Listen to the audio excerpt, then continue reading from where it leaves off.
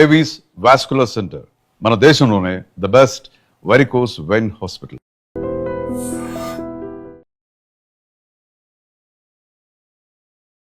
Hi hello నమస్తే, welcome to iDream. నేను Rachel. కొంతమందికి నిద్ర పట్టదు, మరి కొంతమంది అదే పనిగా నిద్రపోతూ ఉంటారు. నిద్ర అనేది శరీరానికి అవసరం. ఎంత అవసరం? నిద్ర అనేది ఉంటే ఆరోగ్యంగా ఉంటారని అందరు డాక్టర్లు చెప్తారు కదా.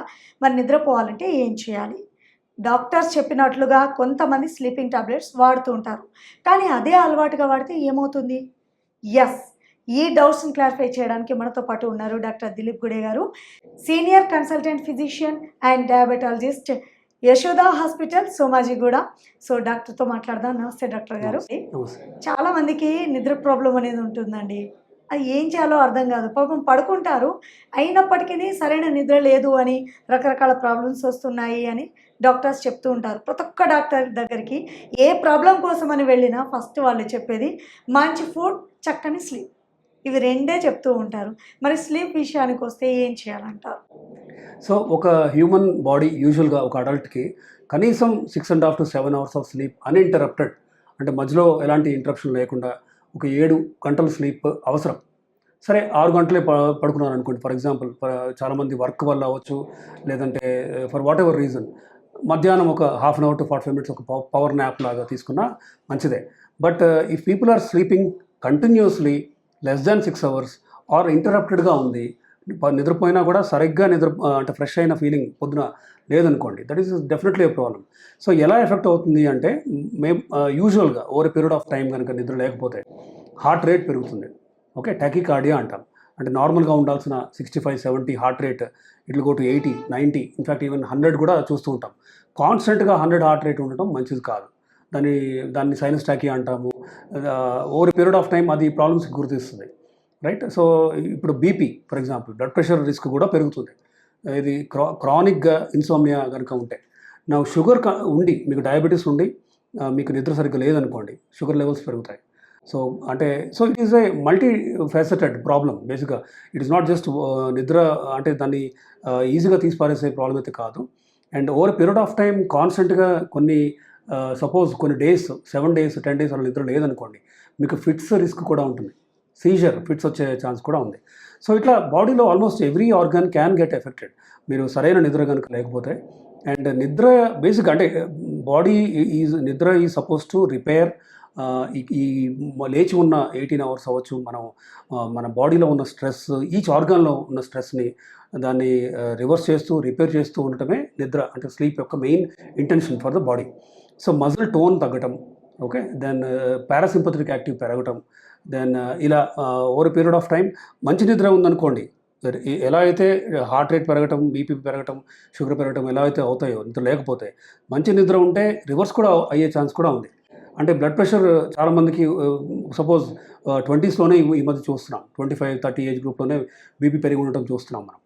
సో అది సరైన నిద్ర వీళ్ళకి హెల్ప్ చేసామనుకోండి, ఆ బ్లడ్ ప్రెషర్కి మందు వాడాల్సిన అవసరం కూడా ఉండదు.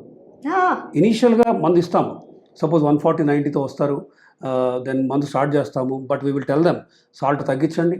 ఓకే, 4-7-8 అని ఒక బ్రీదింగ్ టెక్నిక్ ఉంది.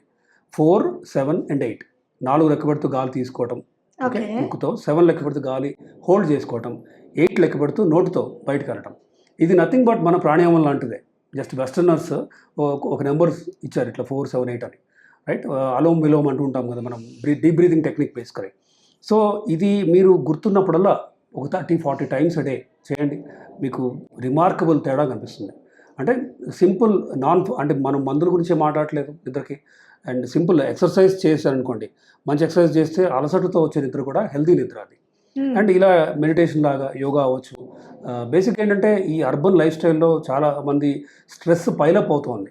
అంటే నిన్నటి స్ట్రెస్, దెన్ అంతకుముందు 1 week ముందు స్ట్రెస్, డెడ్ లైన్స్ ఉండటం, అది పైలప్ అవ్వటం, నిద్ర లేకపోతే ఇంకా స్మోకింగ్ చేయటం, దెన్ ఆల్కహాల్ తీసుకోవటం, ఇవన్నీ కూడా ఏంటంటే over period of time pile up అయ్యి they are not even able to sleep 2 or 3 hours a night.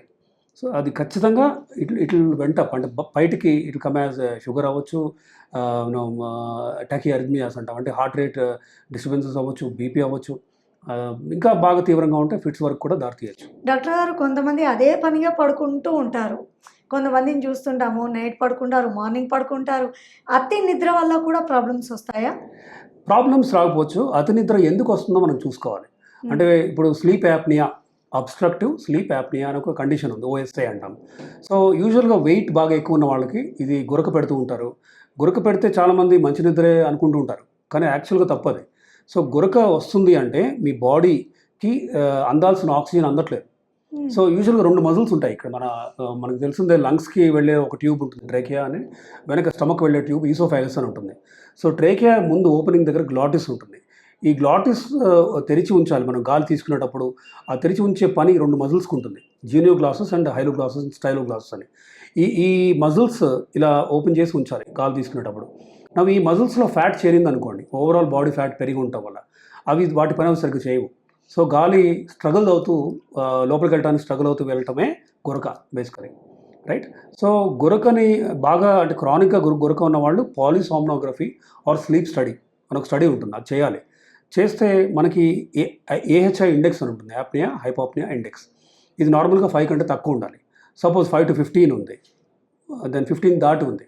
So వీళ్ళకి ఖచ్చితంగా CPAP అంటే కంటిన్యూస్ పాజిటివ్ ఎయిర్వే ప్రెషర్ అనే ఒక రకమైన మాస్క్ పెట్టి ఫ్లో అంటే ఎయిర్ కొంచెం ఒక ప్రెషర్తో కనుక మనం ఇస్తేనే వీళ్ళకి అంటే నిద్రలో ఆక్సిజన్ అందకపోవడం అనే ప్రాబ్లమ్ని సరి చేయొచ్చు. మనం సరి చేస్తే ఖచ్చితంగా వాళ్ళకి ఎక్సెసివ్ డే టైమ్ స్లీపీనెస్ అంటే నిద్రపోయినట్టే ఉంటుంది వాళ్ళకి, కానీ డే టైం ఏమో వాళ్ళకి మగతగా ఉంటుంది, మళ్ళీ నిద్రపోవడానికి ట్రై చేస్తూ ఉంటారు.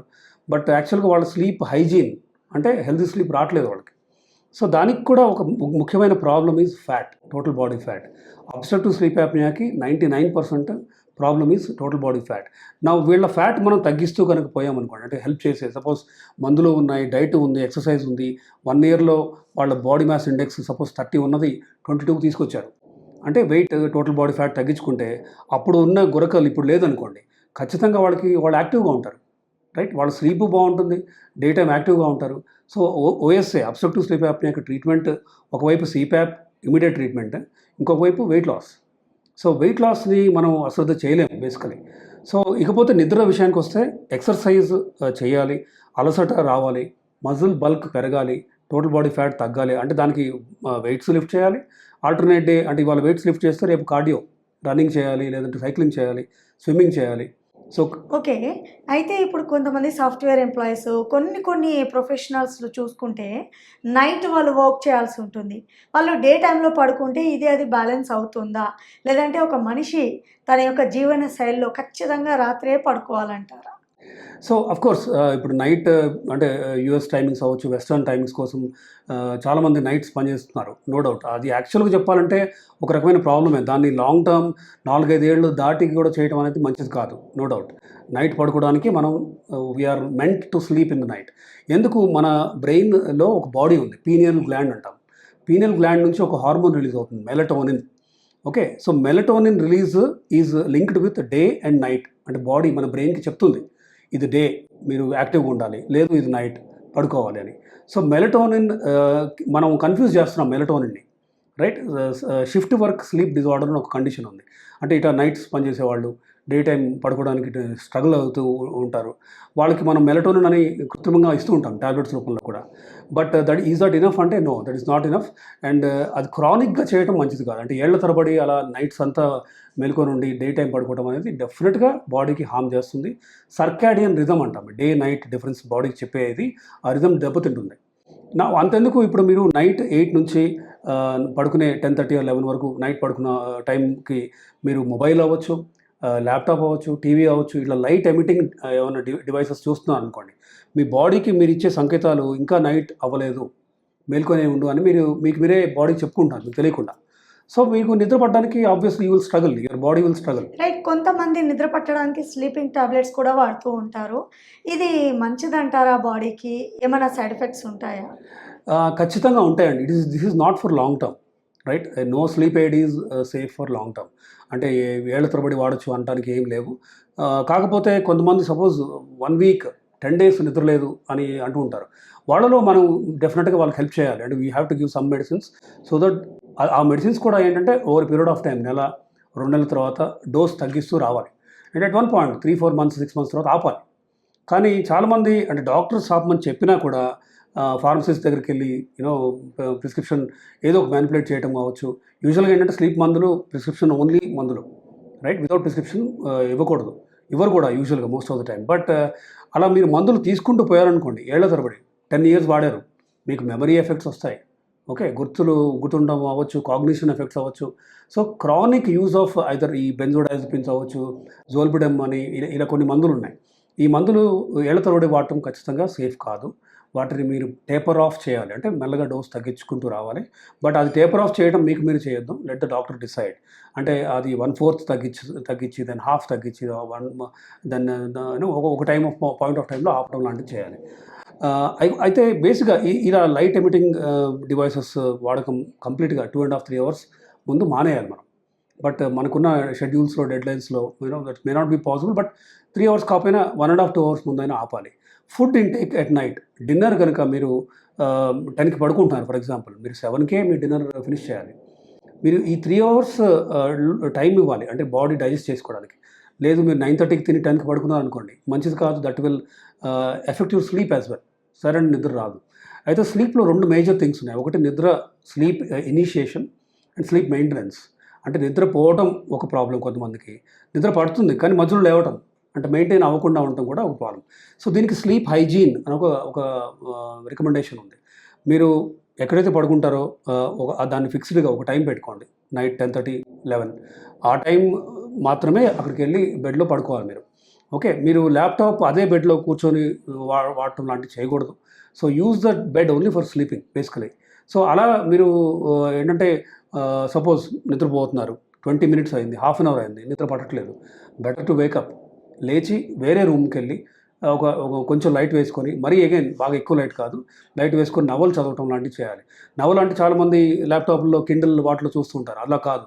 ఓల్డ్ స్కూల్ తరహాలో నవల్ పట్టుకొని పేపర్ ఉన్న బుక్ తీసుకొని చదవాలి అంతే.